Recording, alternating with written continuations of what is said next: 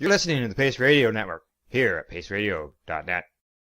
The opinions of the individuals during this broadcast are their own and may not be the opinions of their group or other organizations they may be involved with. All medical advice during our broadcast is not a medical opinion and should be checked with your medical physician.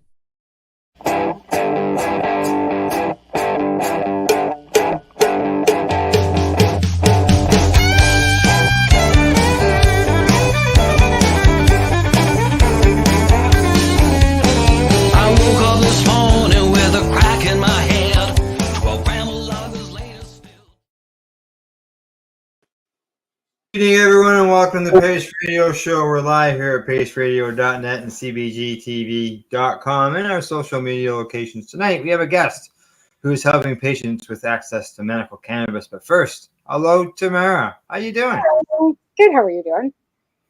No, not too bad. Doing all right. How are you feeling? You feeling okay? You better this week than last week, or? Yeah, I'm feeling better this week. But I'm going to be having some changes in my going forward in order to keep things settled down. Some change in medication and some change in the way in my diet. But those are things that I have to do, right? Yeah. Yep. What's that? And it's never easy. Change is never easy, especially when you got used to doing what you're doing for your diet now. It was working for a while, worked for quite a long time. Now you got to change it again. Yeah, right? Exactly. Right. So it doesn't move the needle on the weight scale. I'll tell you, not in the proper direction. Right. So, yeah. But that you see you're dressed accordingly to your background there. That's looking good. It's cold in my room. It's like an ice box in here. And I got the older kid here, and she's out there with the black and TV, so I got the door closed, and it's just like big old draft coming in. So you got some snow out there? No, not yet, but we're supposed to get snow this week. But it's still like -6 to 10. It's still chilly. Like everything's frozen. Like it's still not warm. Like it's not great. But no, we've had a skiff of snow, not a lot, enough to make everybody complain about the roads. But live in the mountains, it snows every year. Like get over it. Earlier tonight, you sent. Earlier tonight, you sent me a message. Friend of the show, Dana Larson. He was broadcasting live from his locations in British Columbia, and his business had been raided. Although he hadn't heard yet. Apparently, all of them have been raided. So that's three of them. Yeah, three businesses. Yeah, which is cannabis dispensary and a mushroom dispensary, and I'm not sure about the Coco Cafe. Cindy, it looked like Cindy said that they were okay, but I'm not sure. Yeah, that's what I had seen. That the Coco Leaf, cafe was. They had arrested Dana. Like I saw the one video short clip where he was in handcuffs there. The two police were calling him away. Is that good? So there's that, and to be honest, like I haven't had time to go back and look again. So yeah. Oh, hang on, we're gonna be muted. Well, for those who are, as we know, the mushroom end of things is really following along the same lines of the cannabis end of things, and it may take someone to take it to the highest courts like it did with the cannabis end of things in order for it to. Allison has been pushing the envelope too, like with yeah. Your challenges have been put down, but again, they haven't been arrested. This will be a whole different ballgame once they're arrested and charged. Now we'll see if there's charges too, because in most cases, even with Ted Smith, like they've came in and they've raided their locations and they've taken their stuff, but there's been no charges laid. Correct. They just find them. You know what I mean? But they take the product and then there's a formula that they come up with the fine, right. And the CSU fines them. Yeah, but there's never an arrest to actually challenge that criminal element, like that criminal legislation, to take off that portion of sales, right, in the new legislations that have come up with legalization. And I mean, they haven't really changed the legislations or the laws. They just incorporated them in with the new Cannabis Act, right? So it makes it so that you can't sell, but you can gift up to 30 grams, right? Gifting is a whole different ballgame where they've allowed that portion into the legalization system. You can buy up to 30 grams from a store on a daily basis. In fact, you can do 60 grams. You just have to do it in so many increments. Well, if you got 3 stores in the area, you just stop by. They just do it in separate transactions. I do it all the time. Yeah, you can buy 3 ounces and just do one transaction, the next, and the next, right? I've only got 2 stores, so right. Yeah, but again, that's what the whole concept of the gifting thing, right? So I don't know. People are going to give away their cannabis anyways. We always did. Works great for Christmas presents, right? Right, but I mean, I'm the one that did 6 months house arrest for giving away. I know. I heard you this afternoon. You were talking about. Breaks my heart. Still, it's just like, come on, seriously. Yeah. Anyway, yeah, I talked about that on my show this morning because it was just like, how is it so I could walk into a store and they're just handing it over hand and fist, and yeah. Anyway, and again, like I said, it wouldn't matter. I could go get a pardon, but McLean's magazine picked it up. It's in print. Oh yes. It was away. Right? What was I thinking? Anyway. No. All right. What do you say? Time to bring in our guest? Yeah, sure. Absolutely. Okay. All right. I'd like to welcome someone at this time who works hard to improve the lives of many patients with cannabis education as well as access to medical cannabis. We'd like to welcome Seann Poli of JANrx to the Pace Radio Show. Welcome, Howdy. Seann. How you doing? Good, really good. Thank you. Thanks for having me. Hey, we're happy to have you on the show. We're glad to finally meet. We've tried before, and we ran into a bit of a problem, but we got things going, and now you're here, and we're able to meet and discuss what you're doing on the cannabis end of things.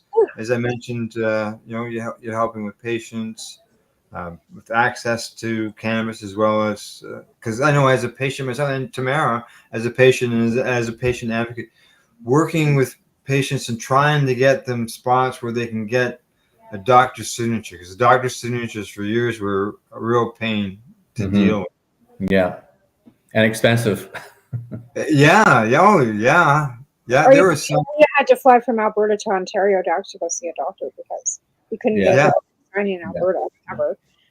Until I moved to Hannah, and then when I moved to Hannah, my doctor said I believe in quality of life, and he signed my papers without even God. There you go. Like you're talking with someone who had to fly 3/4 of the way across the country just to get a signature. Yeah. I did back in 2012. Was it? Yeah, it was 2012. I had to actually fly out to Ontario. Lethbridge. Yeah. So, why don't you give us a bit of information on the company, Jan? I remember pronouncing it JANrx, or just correct, JANrx. Yes, actually, how we came up with that name is JAN stands for our 3 boys: Jacob, Anton, Nicholas. Oh, good. So it is family owned, family run, and it's our latest child, I guess you want to say. I've been in the cannabis industry since 2014. My previous life was in private capital markets, helping private businesses raise money. A lot of tax incentives that we tried to create in these offerings, which I'm still doing today, actually, in raising money for cannabis companies using tax incentives. And so I grew up in Calgary, born in Yellowknife, but grew up in Calgary. And then in 2015, I came up to Ottawa to look at a farm, which I ended up buying in 2016. And so that farm's been around since the early 90s, growing vegetables, and we converted some of that to cannabis. Nice. As with most. Is that Go ahead. Can I just jump in there for a sec? Because you've been growing the vegetables and stuff. Was it just seem natural to just start growing cannabis when the opportunity arose? Yes, is the short answer to that question. The owners of the farm had actually been approached previously by Canopy to sell, but at that time the family was not ready. And then when I came along, there had been different circumstances in produce market, the cannabis market, and the family. So it all worked out for me at that time. Mm-hmm. And we kept on growing vegetables for a couple of years, and then fall 2017, things started to get a little frothy in the cannabis industry, and so the board at that time elected just to go straight cannabis. So we stopped producing vegetables and started converting some of the larger gutted connected greenhouses to cannabis, and spent quite a bit of money doing that. Yeah, a lot of equipment to switch over and equipment to be A purchased. lot of equipment, a lot of renovation. There was always that very high cannabis premium on any kind of construction projects. You know, Oh yeah. 2016 to 2018, there was always that premium there. Mm-hmm. We were able to find banking. It was not an easy thing at the very beginning, but we were able to find banking. Even today, it's still a little tricky. There's a lot of due diligence. Some of the banks charge $1,250 a month in fees for cannabis LPs. Wow. Unless you have $5 million cash in the bank every month. So we all have that. Really? Wow. So needless to say, Yeah, I you're switched just banks. you're just a small company, right? You said you just bought a farm. Didn't matter. Yeah, So we switched banks. We're with a very nice chartered bank now, RBC, and we ended up taking the company. They took you on. Okay, good. Yeah, as a small business account too. So very, very happy. A lot of the credit unions will also provide banking services, especially to the retail stores. I'm not sure what the difference is to the bank between a licensed producer and a retail store, but some banks prefer one over the other. But in any case, we have our banking down. Good, yeah. So then we took the company public in 2018, and I stepped away from the company at that time. Then in 2019, US CBD started to come up like crazy, and pharma. Mm-hmm. I keep saying that despite how slow indica can make a person move, it's a very fast-paced industry. Very fast. Yeah. And so there's always something new, and you always had to be ahead of the game. You know, all of these press releases that these public companies were putting out was just to try and, keep everybody excited, keep that momentum up. Yeah, and trying to keep up with all the changes. Absolutely. Yeah. Health Canada making changes all the time. They were learning along the way as well, right? Yeah. Like it or not, the industry was founded on the legacy market, but not too many Health Canada people were from the legacy market. No. And we did the consultations with them. We tried to tell them, when you're dealing with policymakers from Ottawa that don't understand how, we work from the farm ground up and how the black market worked and how, it wasn't all about organized crime, and they didn't really kind of understand that. They didn't get the difference between the criminal element and the patient element with it, right? And they still really don't. That's why there's such, restrictions on security and restrictions on background checks and stuff, because they still couldn't decipher between, even though we told them there's a difference between the medical and people, what you're looking at is criminal element, right? Yeah. And the whole point was to begin with was to get that criminal element out of the game, period. Right. It was about law reform. It was never meant to be an industry with stock markets and all this stuff. It was meant for harm reduction and to take the criminal element out, and it exploded. But again, that's not a bad thing, but that was a huge thing, was getting that criminal element out, right? Yeah. And I would say definitely a large part, to a large degree, that has worked. There'll always be that dark side. But after 18 and 19, I'd come back to the company to revive it. Took it private, and through all that time, in all these changes, the peak of the market happened, and the decline started to come, which also came along with price compression. Yes.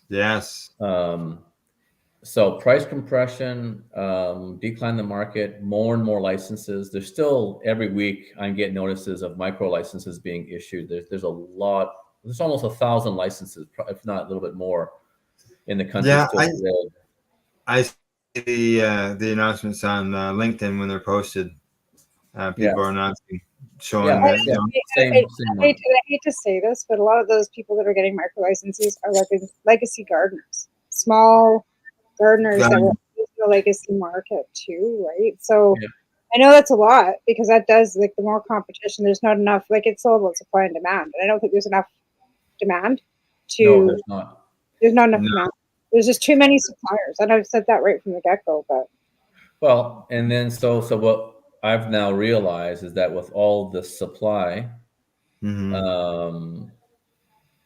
I'm now basically using our Ottawa location to let other people come into the market without getting a license. They can use my license, and then we make a partnership, right? So whatever space they want to use, they have to renovate for their own needs.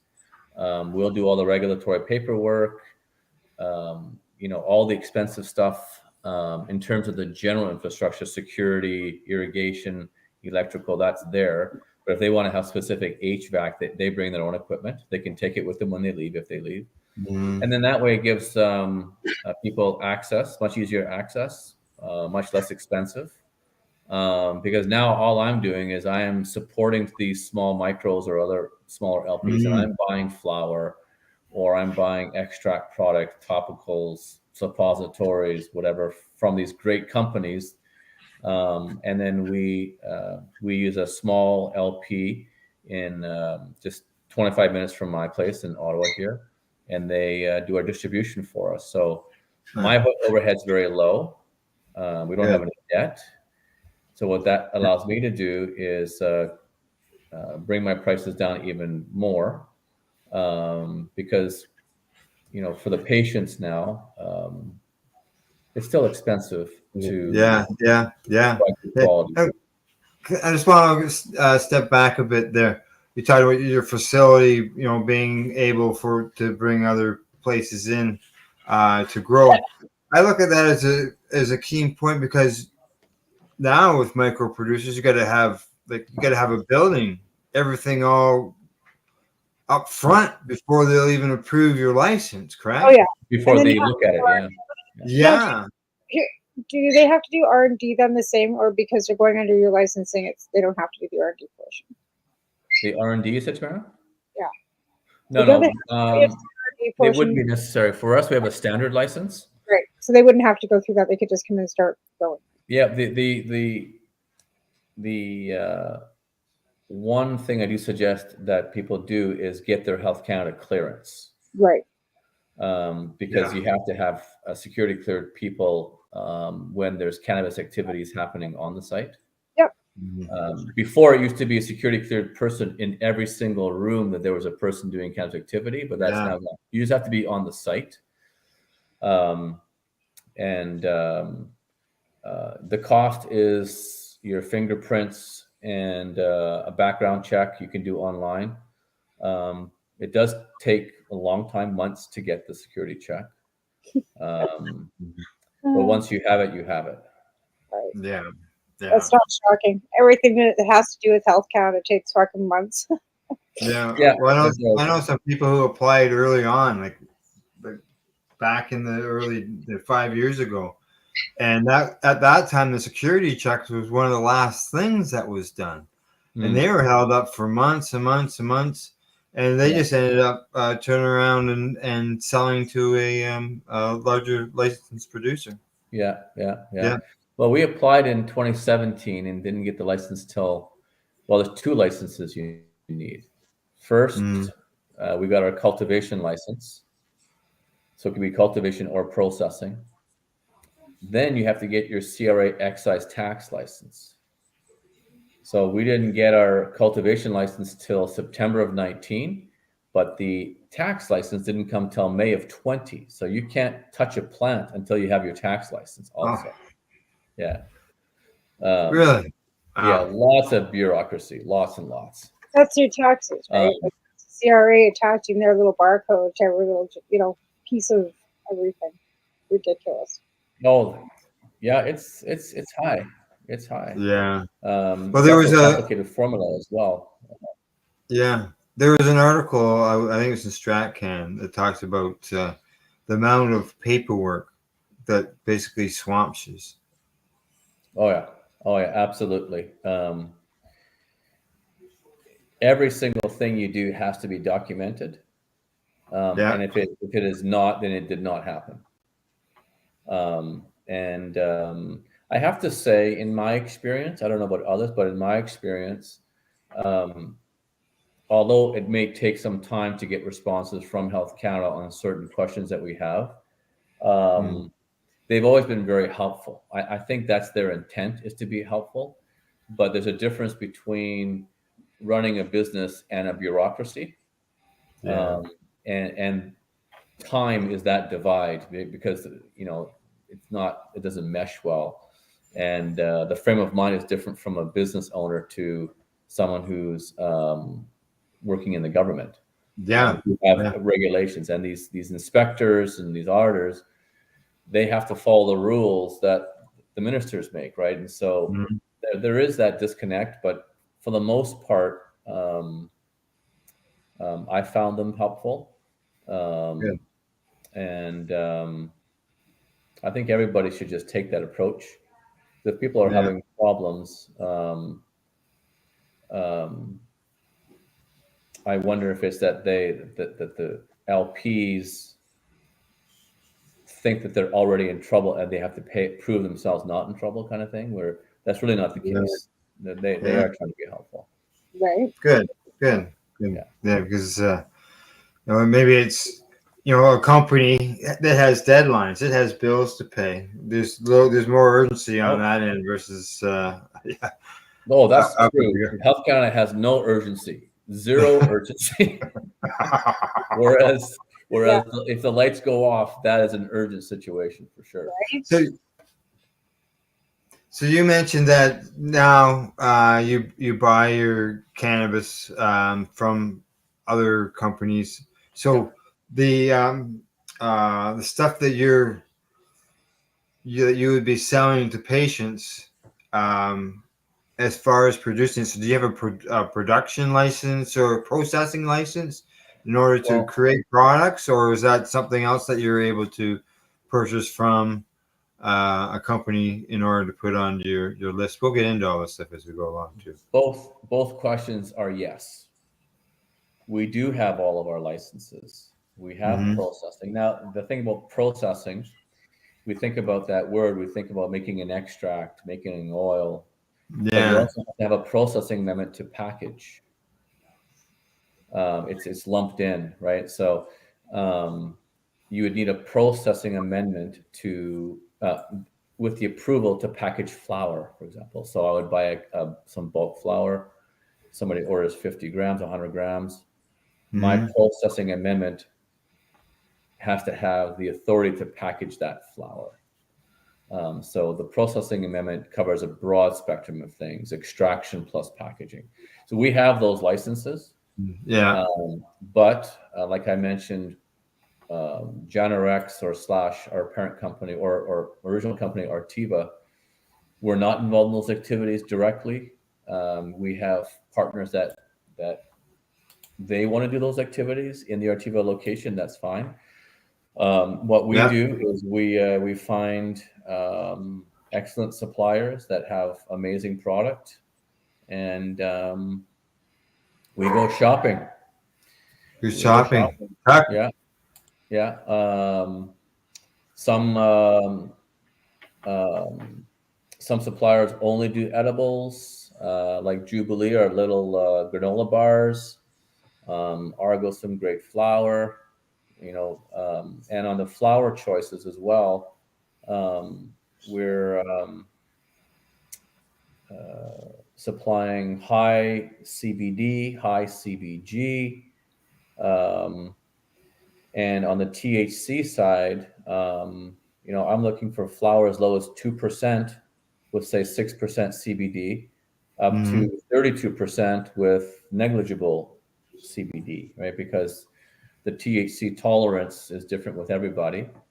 Yeah, and correct. the last thing we want is for someone to buy something too strong and have a negative experience. We do provide through our referring clinics or even ourselves guidance for patients at the beginning if they're new to purchasing cannabis, and strongly suggest starting really slow if they're new. On the edible side, we have some very interesting gummies, and we're looking at some cookies now, and I've even seen hard candies shaped in the shape of a penis. So they're having these very adult products now. I can't see Now, if I small. would I have that? hot leaf ones, but yeah, none of those. Yeah, they're out there. They're out there. Yeah, they are. I just make my own. So before we go to the break, we should mention that basically JANrx is a business that a patient can come to. They can get their prescription for their cannabis. Yes. And then once they receive the prescription from the cannabis, they can start purchasing product from JANrx and online, and it would be mailed or delivered to their home.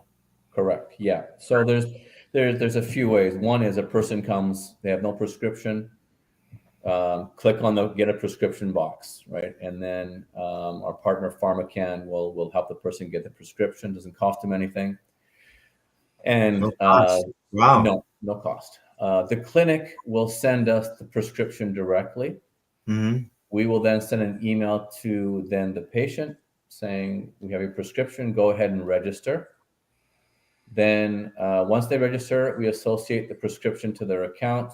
Congratulations, you're successfully onboarded. Now you can go ahead and shop. Another way will be someone already has a prescription, so they just register and upload the document.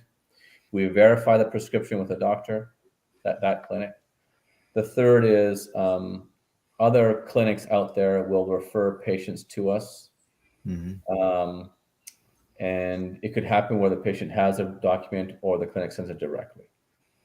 So if a patient has a document, would that be something that they could produce to you, or would you still have to go through some type of doctor process?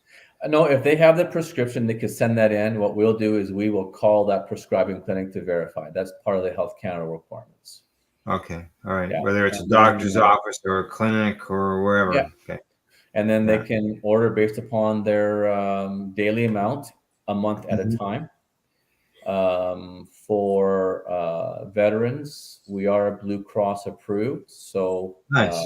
Their bill is $0, and then we direct bill to Blue Cross.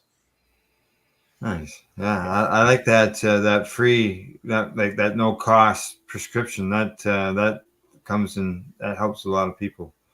Yeah, absolutely. Yeah. And that again, that's where things are going, right? With so many people out there doing it. Yeah. We're not trying to make a business out of charging people hundreds of dollars for a prescription. We're trying to get them well priced, well-made medicine. I've seen the MMAR days, $1,500, $5,000. That people were being charged. It was just crazy. I was doing it for free. I lost count. And Tamara, the same thing. Just patients needing them, and you could help them fill out the paperwork and the whole bit. Yeah, I would meet people at the cafe, at the local cafe. Oh yeah, okay. And people knew to go to the cafe to find me. I would do documentaries in there once a month, educational documentaries. Well, that's awesome. So it's not scary for them to get it. Yeah. We want to do the same thing. Find out how they can get a prescription, but even right to like the last minute with you in Canadian Therapeutic, it was still $25 a grab. the nurse practitioner still wanted money. But these were also for growing licenses too. Like they didn't want to purchase from a licensed producer. They wanted to grow their own. Yeah. People were still being charged to be able to grow their own medicine, which I don't think is right either. I think if you can get a licensed producer to get your cannabis from, why can't you grow? Because you're never going to be able. I'm not gonna say never, but there's always a time you'll need that licensed producer in between a little bit. But I think it shouldn't be a thing that people want to grow their own. Yeah. No, and then there are people that they don't know how, don't have the space. Right. Right. Yeah. There's some people that don't have the ability, right? Yeah. But there's they don't have a location, and there's all whether they're even physically able to do it. Yeah. The clinics, they and the nurse practitioners, they still need to make a living, so it's fine to charge. When I say that there's no charge, JANrx pays a charge. Okay, all right. Yeah, that way it's kind of a feature that we can offer to. So again, even the doctor or the nurse practitioner we used was still charging, like I said, $25 per gram, which is covering their cost. Our clinic charged nothing. Oh, and I think we charged $25 just for the administration fee. But Ross and Debbie took care of that, and that no longer exists because they've moved on. But we were doing that as well in Belleville, Ontario, as well as in. All right, I'm gonna jump in there. Time for us to take a break. It's a commercial time. Okay. It's that time. We got to pay some bills, as they say. When we get back, Tamara and I will continue our discussion with our guest, Seann Poli of JANrx. This is the Pace Radio Show. We're live here at paceradio.net and cbgtv.com. We are people advocating cannabis education here at paceradio.net. Limestone City Hydroponics is Kingston, Ontario's hydroponics shop. Take your growing to the next level and create the optimal environment with a tent kit, or maximize your yield with an ebb and flow flood table kit. Either way, Limestone City Hydroponics has more sizes and options to fit your needs. Are you looking for the power of the sun that adapts to your budget? Then look no further, as they have professional grow lighting. They have indoor grow systems that are easy and cost effective, with many options to fit your living space and lifestyle. Cultivate your growing potential. We have everything you need to succeed. And if you can't make it to the store, they offer local delivery to the greater Kingston area. Remember, when you're looking for experts to help you grow, then look no further than the locally owned Limestone City Hydroponics, 105 Sunderland Drive in Kingston, Ontario. Call them at 613-548-0420. Are you a cannabis content creator? Are you looking for a place to have your content seen? If you answer yes to both questions, then you need to check out cbgtv.com. CBGTV, broadcasting to a worldwide audience. Find us at cbgtv.com.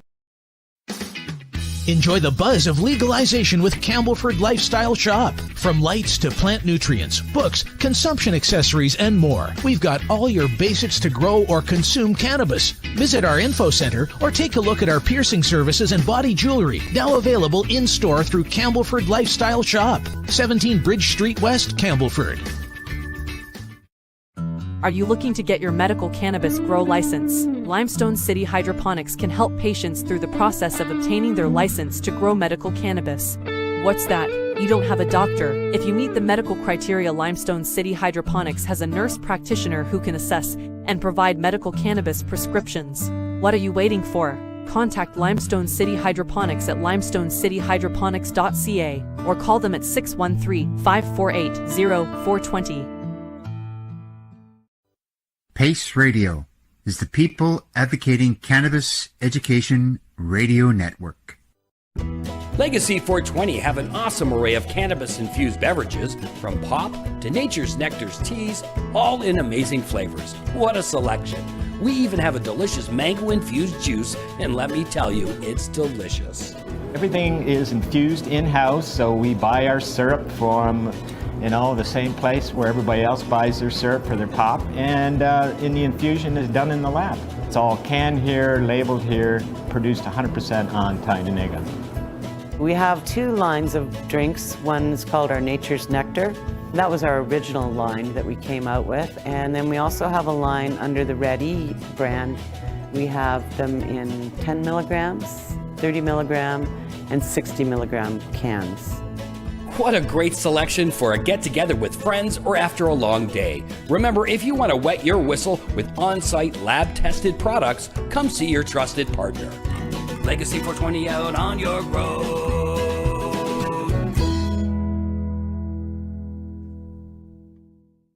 You're listening to the Pace Radio Network here at paceradio.net. Hey, welcome back. Tonight on the Pace Radio Show, Tamara and I are joined by our guest, Seann Poli, the CEO of JANrx. All right, you two, before break, we were talking about the signatures and prescriptions and access to them, and the fact that people had different options in different ways, whether they didn't have a doctor, they can reach out to you guys, or even if they already have a prescription, like myself, I can still reach out to you guys. Yeah. What if you don't have a prescription? If you don't have one? Yeah. Do you have to have that prescription to buy from you? No. There's a box on the website and it says need a prescription. You just click on that, fill in your contact info, and then we'll get in touch with you and get that lined up for you. Okay. But you have to have, like, you can't just buy recreationally from your Correct. website. Correct. Yeah. You're just strictly medical. You're just strictly medical company. Awesome. Exactly. The veterans are you allowed to sell higher dosing then? Higher than recreational, you mean? Yes. Yes. That is now based upon two things. One is the products that we're acquiring from the suppliers. A lot of them are selling formulations based upon the recreational market.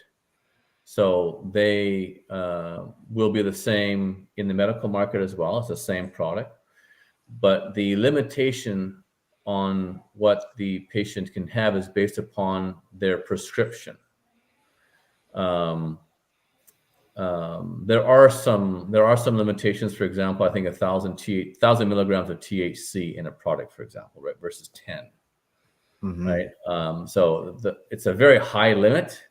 We're not going to push those limits. We could probably do that in a larger bottle of blended oil, but that's for someone who's got a high tolerance. And I think 4,000 is the CBD milligrams. The flower, again, will be on their daily prescription on a monthly basis. Mm. Veterans, there's a couple of options there. The Veteran Affairs Canada covers up to 3 grams per day. And not all veterans know that their cannabis is covered. So we help veterans through Veteran Affairs Canada, help them get their coverage. Good. We have one patient that has 5 grams a day. For that to happen, he or she would need to get a prescription issued by a pain specialist, a certified pain specialist, anesthesiologist, that sort of thing. And then they can get their Blue Cross coverage more than the 3 grams. That's for the vets, yeah. For the vets, yeah, and first responders. Alternatively, let's say a vet had a 3 gram per day, but he was buying 5 or 6 grams a day. We would give him a discount on the overage over the 3 grams. Oh, that's good. Yeah, that's good. I know on CBG TV end of things, we have broadcast there called the VAC Roundtable, which is Veterans Access Council out of the U.S. Mm-hmm. And they just envy what's going on up here with veterans being able to get access to the 3 grams or above, depending on approvals and stuff like that, because they don't have any of that stuff down there. And it's a great program. I think that this is a far better alternative for vets than the pharmaceuticals, frankly, and far less expensive as well. Better quality of life. From my discussions with vets, whether it's the CBD or the CBG or any other cannabinoid for a specific purpose. CBG is popular these days. CBN is coming up these days. There's talk of some high CBC strains, which is a extremely potent anti-inflammatory, but very low quantity typically. I know that they probably make that synthetically. So now you're talking more on the pharma kind of side of things, but I don't know how much research has been done with CBC and if it warrants exploring the pharma type synthetic CBC, but we'll see what the scientists say. I know there's been talk of making cannabinoids out of fermenting yeast and all that type of stuff, so they can pinpoint to specific cannabinoids because they're not produced enough in the plant in order for it to be in some of the products. Yeah, we'll see who gets the money to do research on all those minor cannabinoids. There's so many, right? Yeah, See what it does for the body. It'd be interesting.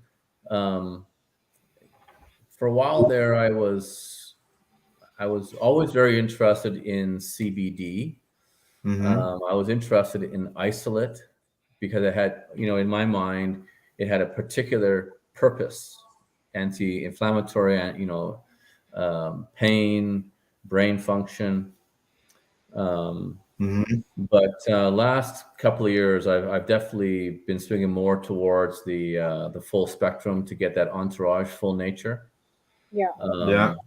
And so it'll just be interesting to see as research continues with the minor cannabinoids to see how they react with the body, or how one minor cannabinoid combined with another minor cannabinoid, how that's going to react with the body. We're still just scratching the surface.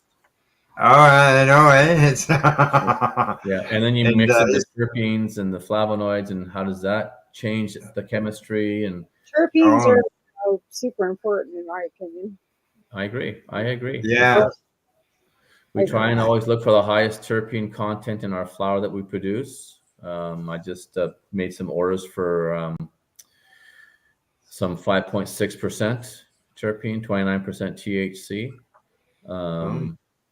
So looking forward to that. And on the THC side, like I said, I want to bring things down low as well, because some people need to start off slow, or maybe that's all they need.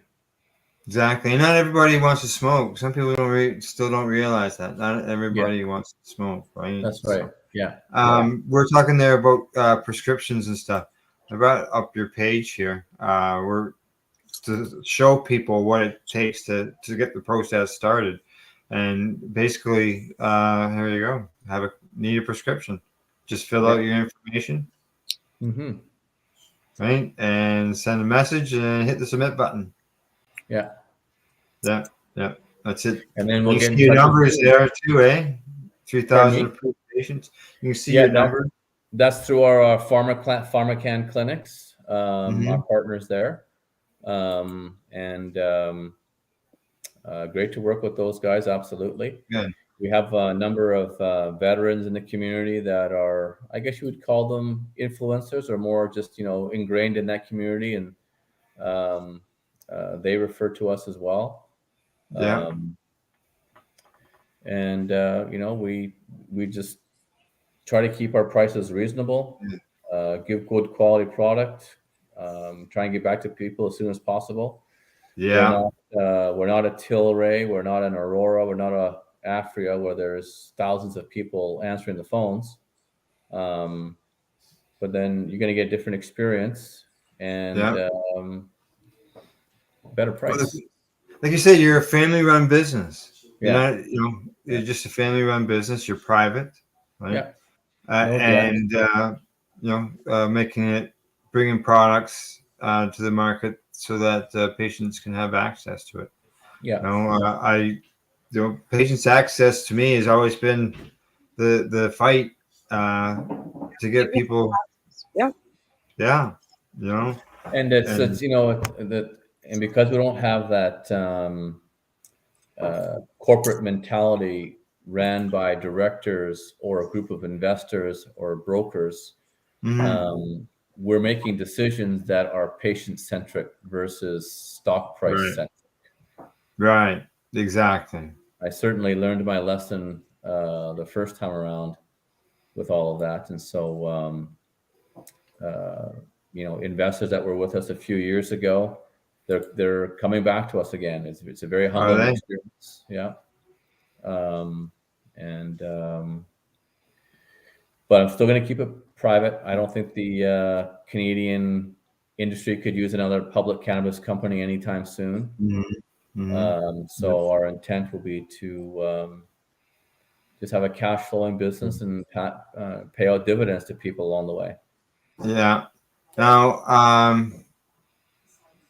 some of these products, I'm going to bring up your products again.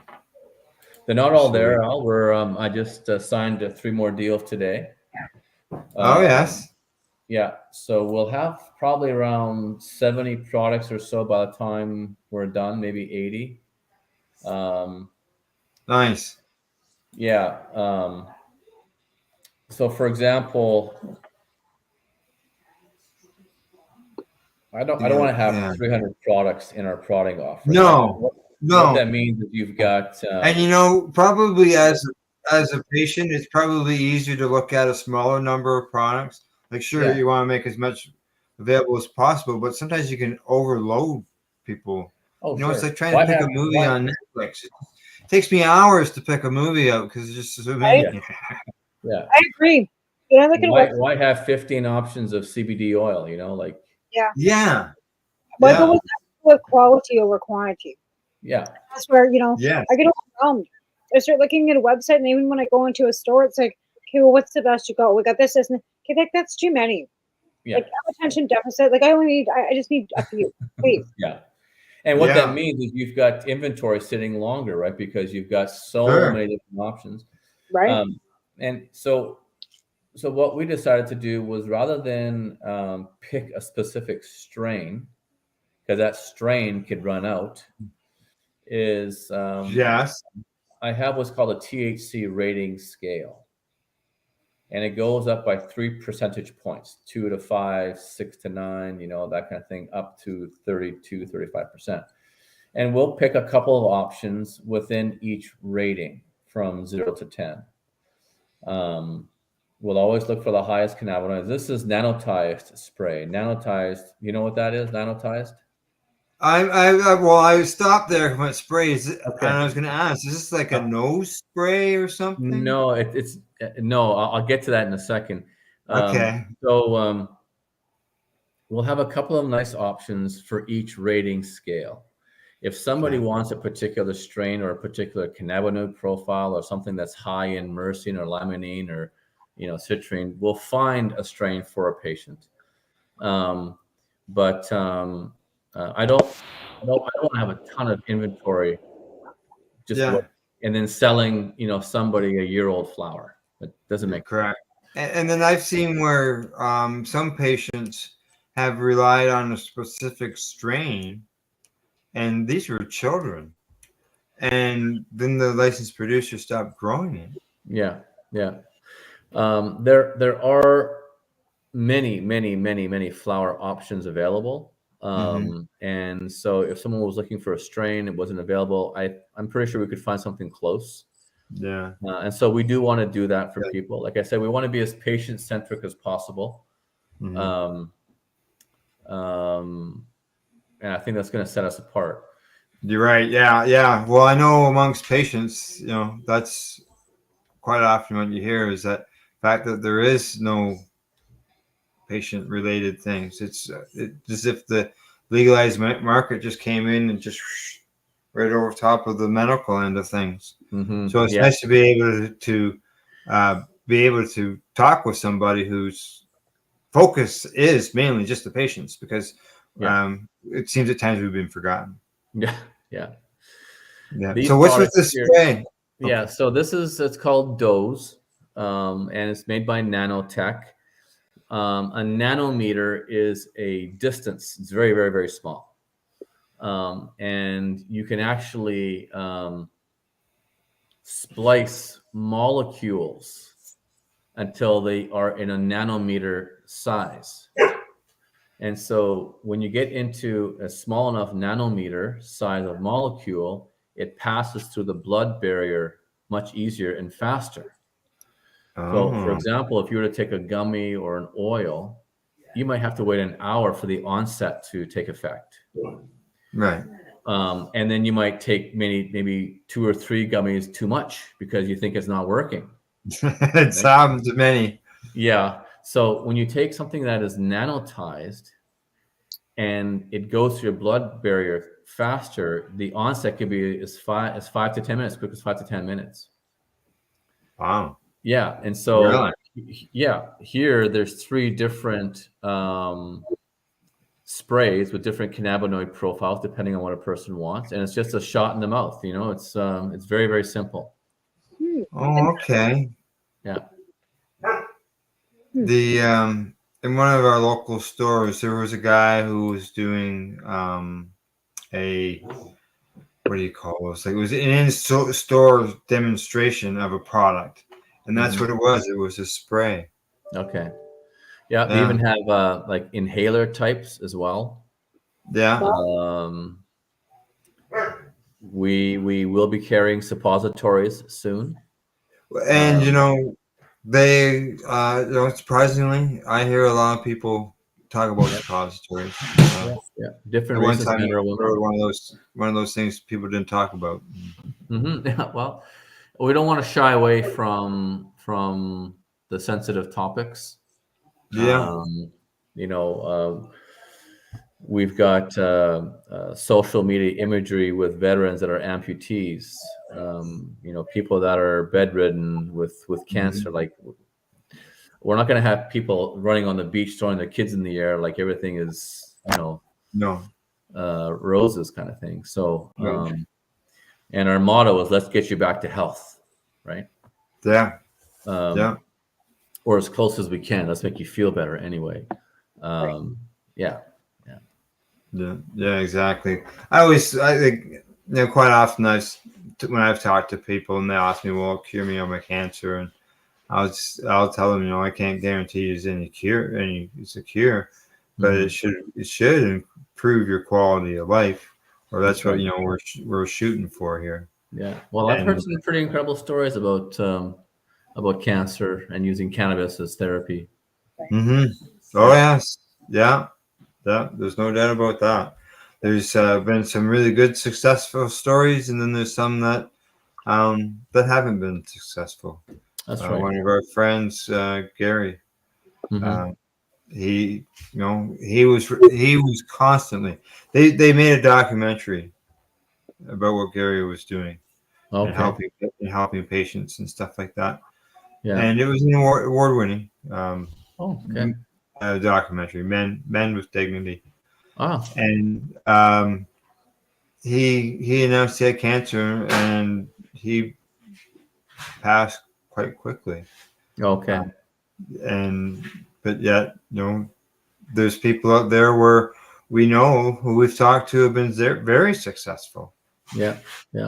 Well, we have one partner coming in soon that will be producing his oil in our facility that has been successful with people. So good. Yeah, looking forward to that. Yeah, because there are people looking for, I call it FECO, because fully extracted cannabis oil. Some people like to call it RSO. I don't know whether you sell that product now, or whether can you actually. I've been told that there is a concern about selling that, and other people say there isn't. About like a Rick Simpson oil? Correct. Yeah, I like to call it FECO. Or FECO? No. Isopropanol, or you have to use like a high, resolution to cook it off with. And you have to do that, right? Yeah. Is an LP illegally allowed to? Because as patients, we're not legally allowed to do that. Anything combustible. What we have to do, every single product that is sold to a patient, that batch has to be sent to a third-party lab. And they test all sorts of things like pesticides, mold, cannabinoids, terpenes, heavy metals, that kind of thing, into the millions of parts per million kind of thing. That's a very, very stringent test. The third-party labs actually have better equipment than Health Canada. Right, but I mean, when you're going to be going to make RSO, how is that going to happen without the ability to be able to use an isopropanol alcohol or a high-grade alcohol to do it? They do use that, but they just burn it off. Oh, I know, but legally we can't. Look, as a patient, we're not allowed. We make our own product, but we're not allowed to use things like combustibles, like even high-proof alcohol, ISO, whatever. We're allowed to press it, like as in a rosin, where you're just heating it up, heating up the trichomes, and making like bubble hash and water. Yeah. Well, there are strict requirements with the equipment that we use, with the explosive-proof nature of the equipment, and the room has to be certified, that kind of thing. So yeah, it's not an easy process. A lot of people now are doing fantastic full-spectrum solventless extracts as well. Yeah. Well, that's what I like. The idea is solventless extracts. Yeah, and that's where the pressing it, the rosin style, which is like Rick Simpson always used naphtha, right? Remember, it was always alcohol or the naphtha, right? And I always question that with the Rick Simpson. I was like, why are you using like camp fuel? But the high resin thing, it was just the high, octane of it, right? Why they use 99% isopropanol too. Yeah. So, the bigger guys, they'll still use their supercritical CO2 or CO2 systems just because they can get higher throughput. Right. And they're so heavily invested into those systems now, they have to keep using them. I do see a trend moving towards solventless. And fortunately, we can be nimble that way in which way the market wants to go. Whereas if these systems are 30 feet high and they occupy 200 square feet, that company is going to use that system. Yeah, exactly. And, there's a lot of money put into it, eh? Yeah. Well, they have to, because like they're producing these chips. Yeah, this is all like, whatever, and it's not made with no solvent. I had one leak. I think it leaked. Anyways, it got sticky on the bottom, and then it pulled my battery apart out of my vape pen. Oh yeah. It's first time. Yeah. Well, it was a cartridge for a pen, for the 510 pen that I got at the store. Okay. And somehow something got sticky on the bottom somehow. And it pulled the wire out of pulled the wire out of my charger, and then it pulled the wire out of the battery. I've had them sticky stuff. Where they just like gunk right up and they just rip the wire right out of the battery. Yep, that's happened. Yeah. Okay. Well, I'm glad I'm not the only one that's happened to. I thought, what? Yeah. But okay, what else you got? You got concentrates. I see you just got the one concentrate now. Yeah, I'm looking for some vapes. I've got some coming. I've got some live rosin coming as well. That's with Rosin Star. They've won a number of awards, including one just very recently. Nice. Yeah. And we've got some topicals coming. One product is so simple. The underarm deodorant stick you can get now full of CBD with a salve. That is such an easy product to use for people, because it's much easier to use that stick versus trying to get to your back and trying to rub it and something like that. So that's a very popular product. Be like a deodorant stick where you could just roll it on. Yeah. We've got some very interesting salve formulations with some other medicinal herbs in there as well that promote anti-inflammatory or skin rash or whatever, that kind of thing. So we still have to find the space to produce those. But that'll come soon. You know, we've done a soft launch for JANrx about 2 weeks ago, and just sort of slowly adding the products, getting the administration taken care of, and just building those relationships so that when we have that official launch, we're hitting the ground running. Correct. You got everything ready. Everything, ducks are in the row, the whole bit. Yeah. All right, it's time for us to take another break. All right. And when we come back, we'll continue our discussion with Seann Poli. He's the CEO of JANrx.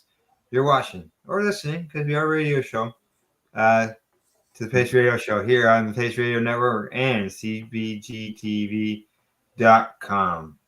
You're listening to the Pace Radio Network here at paceradio.net. Limestone City Hydroponics is Kingston, Ontario's hydroponics shop. Take your growing to the next level and create the optimal environment with a tent kit, or maximize your yield with an ebb and flow flood table kit. Either way, Limestone City Hydroponics has more sizes and options to fit your needs. Are you looking for the power of the sun that adapts to your budget? Then look no further, as they have professional grow lighting. They have indoor grow systems that are easy and cost effective, with many options to fit your living space and lifestyle.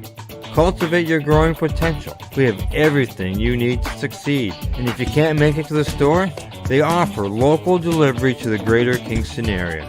Remember, when you're looking for experts to help you grow, then look no further than the locally owned Limestone City Hydroponics, 105 Sunderland Drive in Kingston, Ontario. Call them at 613-548-0420. Are you looking to get your medical cannabis grow license? Limestone City Hydroponics can help patients through the process of obtaining their license to grow medical cannabis. What's that? You don't have a doctor. If you meet the medical criteria, Limestone City Hydroponics has a nurse practitioner who can assess and provide medical cannabis prescriptions. What are you waiting for? Contact Limestone City Hydroponics at limestonecityhydroponics.ca or call them at 613-548-0420. What do you find at paceradio.net? People advocating cannabis education. Enjoy the buzz of legalization with Campbellford Lifestyle Shop. From lights to plant nutrients, books, consumption accessories, and more, we've got all your basics to grow or consume cannabis. Visit our info center or take a look at our piercing services and body jewelry, now available in-store through Campbellford Lifestyle Shop, 17 Bridge Street West, Campbellford. Cannabis edibles are an effective way to manage pain and other ailments, especially when you deal with your trusted partner, Legacy 420, in Tyendinaga Mohawk territory. You see, we lab test every product on site to ensure proper dosage every time, which is critical when consuming cannabis edibles. All Legacy 420 edibles are made by our classically trained baker and chocolatier, and we also have super tasty vegan options. Our baker has been in the industry for 25 years. She's also a chocolatier. Everything from savory to sweet, your chocolate bars, brownies, butter tarts, you name it, we make it. Talk to our knowledgeable Cannatex about our incredible variety available. Give your trusted partners a call. Legacy 420 out on your road.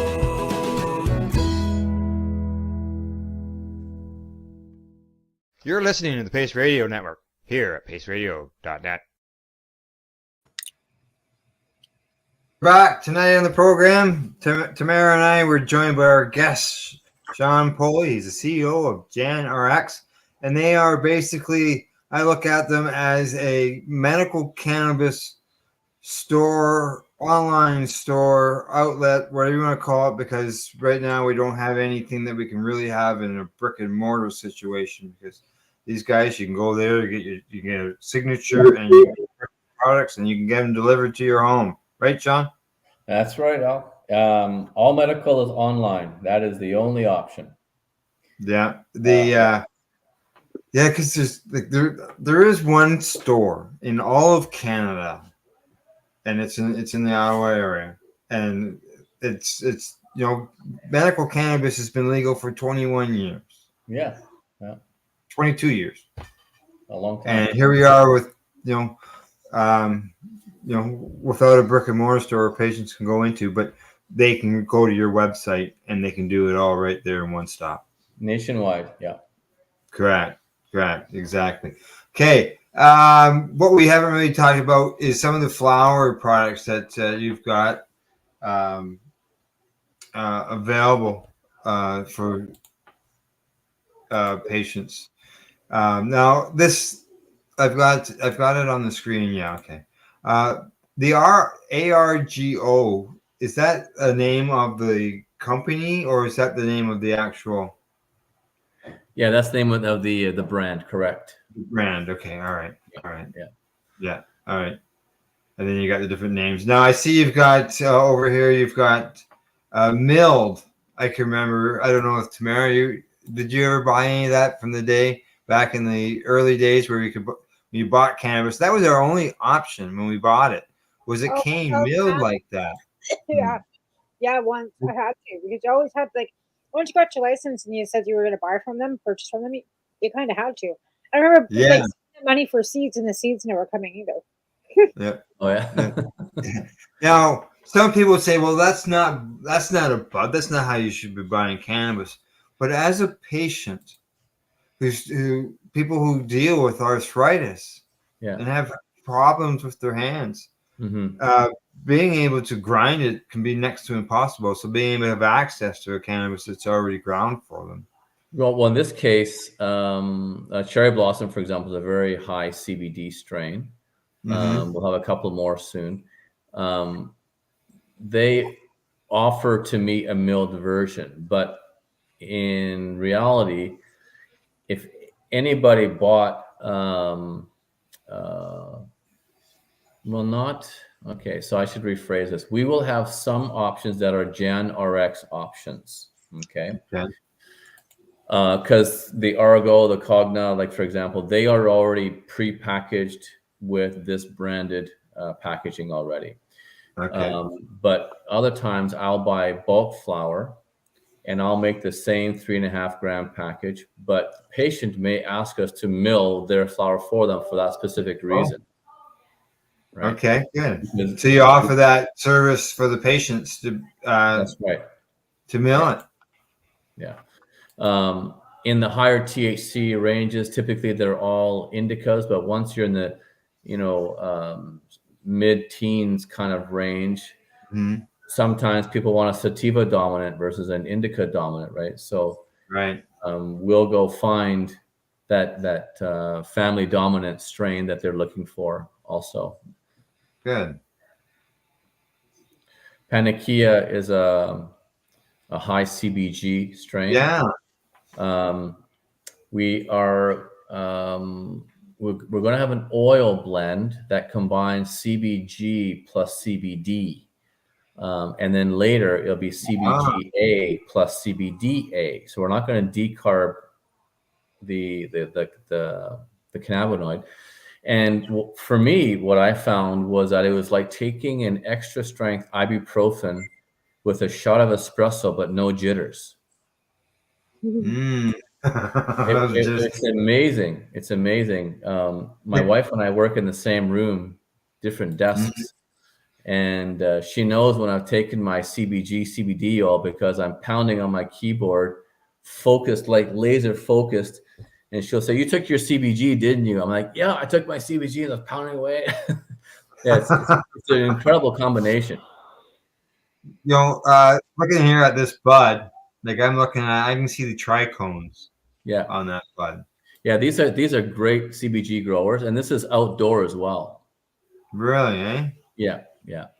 And the thing is, it's like I don't go to the stores very often because I grow my own as a patient.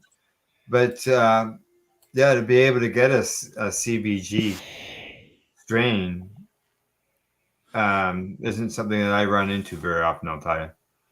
Well, now you will. And as a matter of fact, and I'm glad you scrolled down and pointed out to me the description.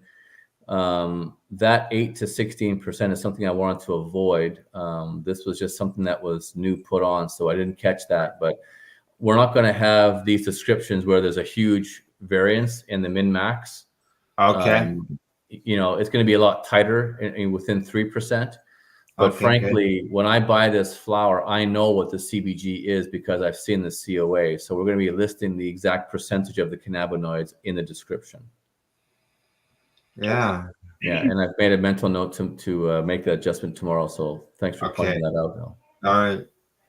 Yeah, I'm just reading the information there on. Oh, you say it's grown outdoors. Yeah. In British Columbia, and quality checks by hand before packing them in alongside moisture packs. So you're in a moisture pack. That's good. Yeah.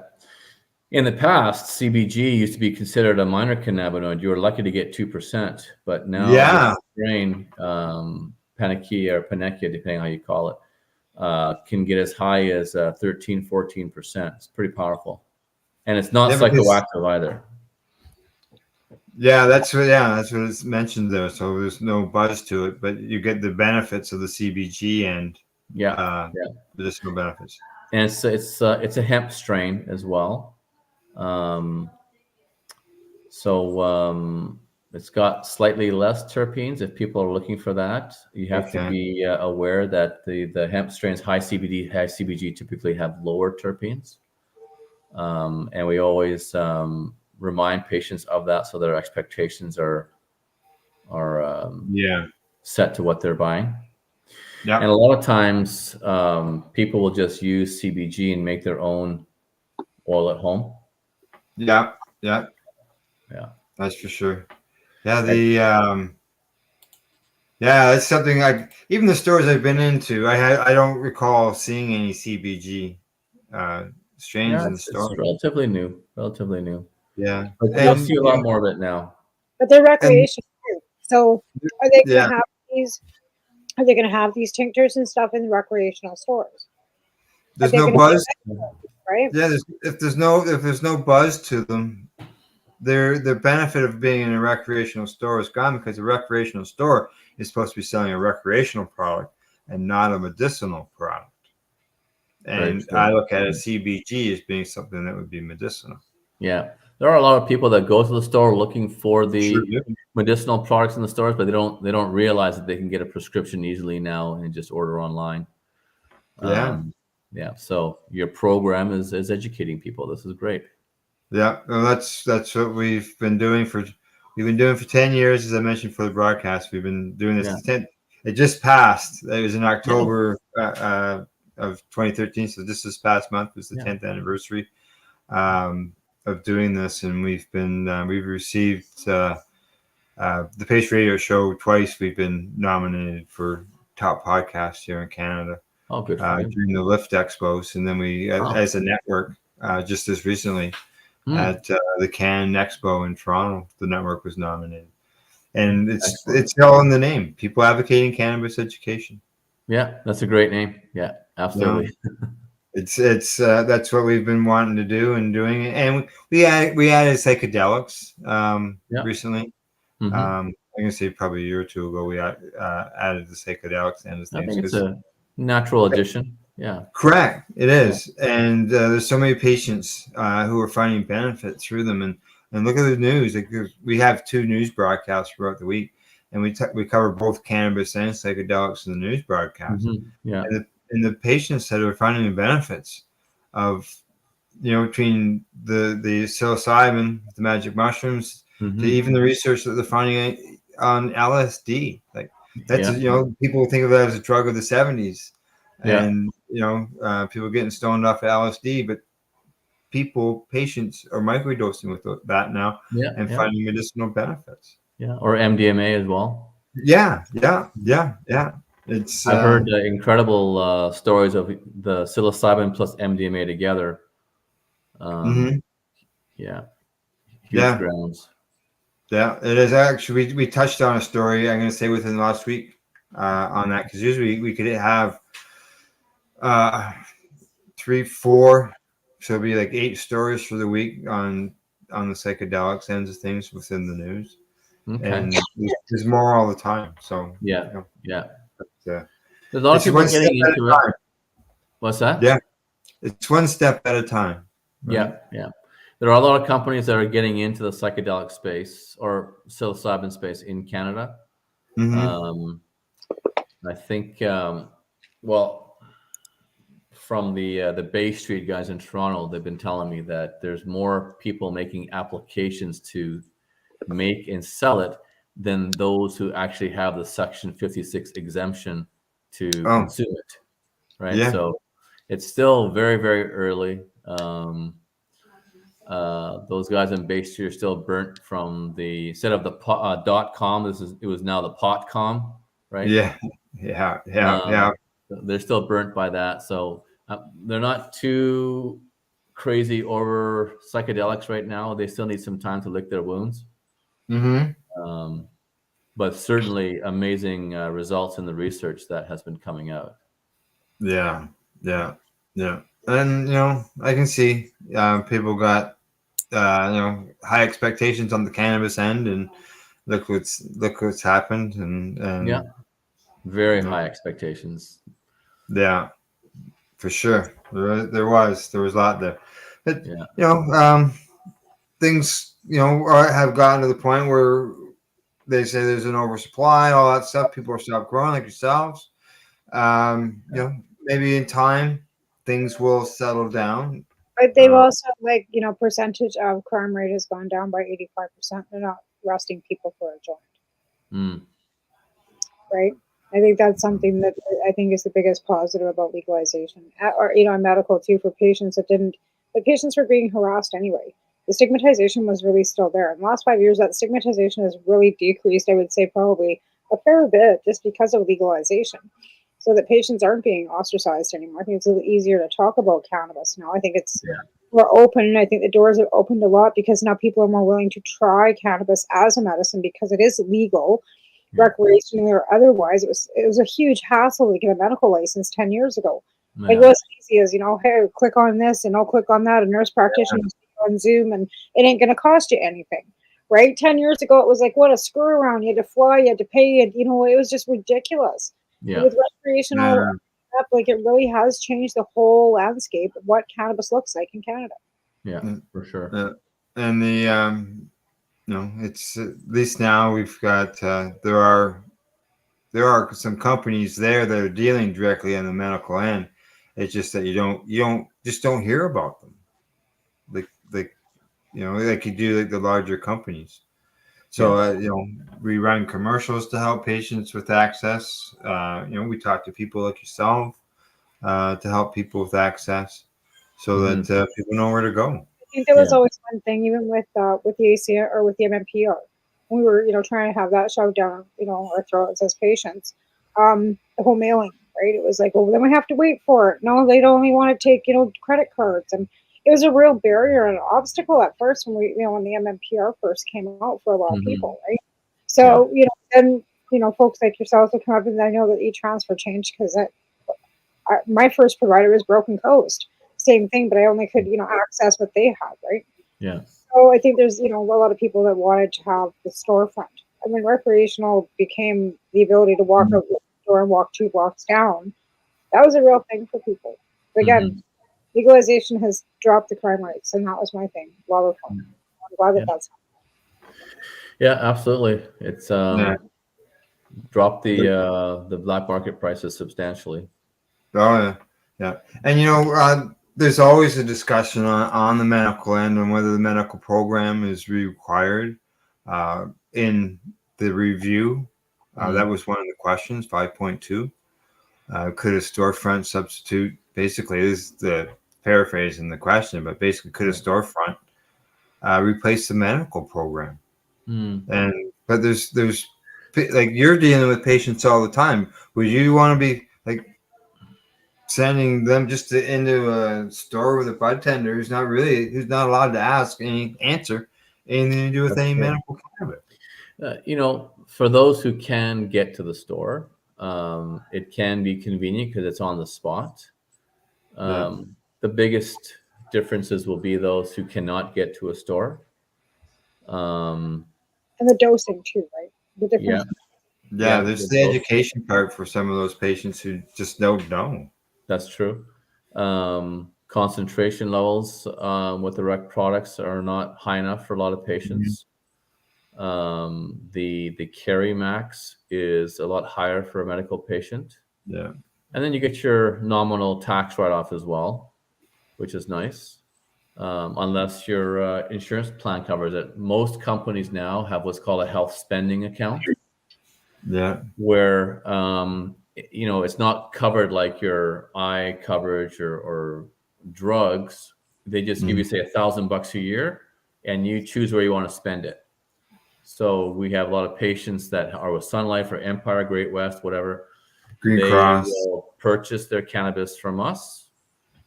They get their invoice. They send their invoice to their health insurance company, and then they get refunded back. Okay.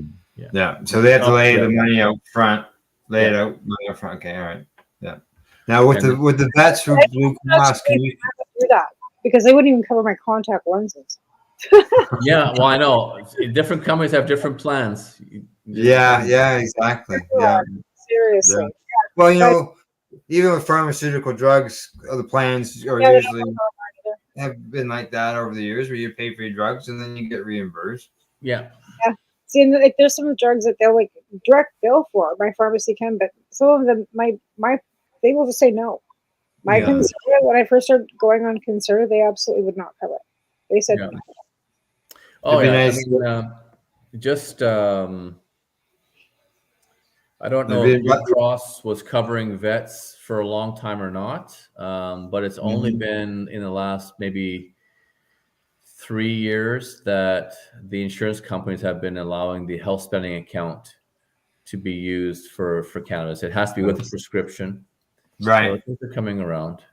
Yeah. And they probably cap the dollar, and there's probably maybe some of them only are for certain conditions.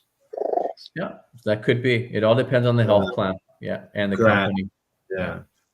Now, do the vets, do they have to pay up front and then they get reimbursed, or that's done through the system?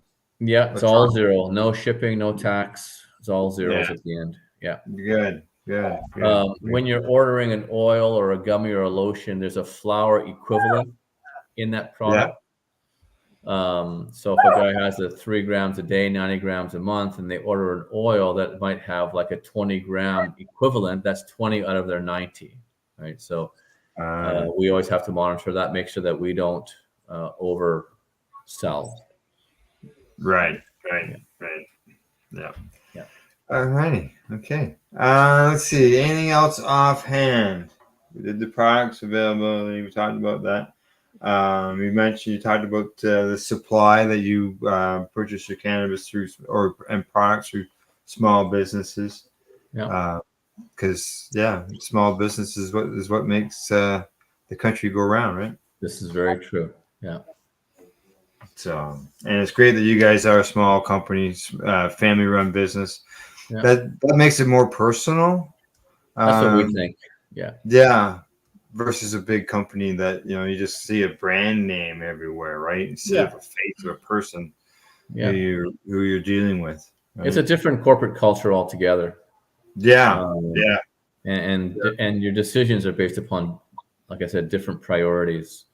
And even the larger clinics enjoy our story as well. Yeah, good. Yeah. Now, if someone got a prescription, when they get the prescription from you,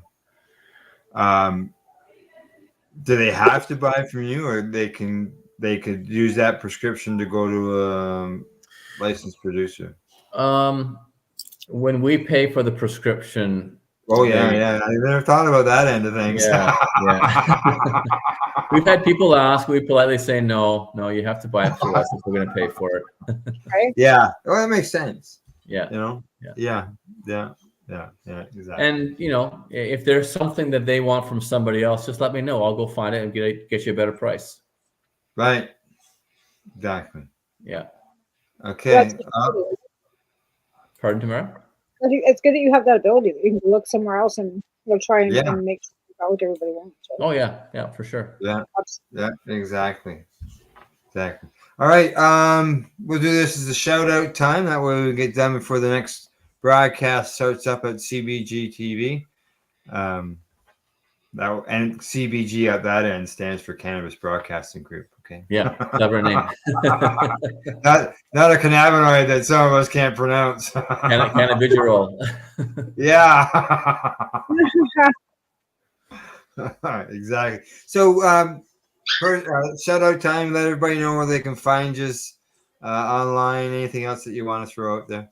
Well, I appreciate the time, Tamara. Now You're welcome. we're at JANrx.ca, JANrx.ca, and we're here for the patient. We're here to answer questions. We've got great products. Like I say, we make sure that we inspect all the COAs first. We have, bilingual website as well for those who need it in French. Yeah. We're just small businesses supporting small businesses and supporting each other. That's what it's all about. Exactly. And you're just getting people back to their health. Yeah. Or healthier. There's people that are perfectly healthy that want to have less inflammation. Yeah. Yeah. There's nothing wrong with being healthier, even if you're healthy. Right? That's right. Yeah. Exactly. Because you never know what's going to come around the corner tomorrow. Well, we all have inflammation, right? So. Yeah. That's what our discussion about at the beginning of the show was about my health. Because I've got Crohn's disease and I just had a flare up. Okay. CBD probably helps you then, right, Al? Yeah. If I had access to CBG. Well, now you do. Yeah. We'll have to talk. Well, I've got clients, their mothers have Crohn's, 2 of them, and they live off of CBD. Oh, okay. Yeah. I thought you said CBG. But the CBD. Yeah. That I've grown the CBD plants. Okay. Yeah, for that reason. So okay. All righty, Tamara, anything else? I don't think so. No. Okay. All right. Over my shoulder here, you can see here. Got a book, Blood Break. It's a book from CBG TV. It talks about cannabis. It's educational, different strain names. It talks about cannabinoids, terpenes, and all that. Anybody's interested in one, you can check it out at cbgtv.com. There's a tab there. Other than that, we'll see you all next week. Same time, same place. Bye-bye.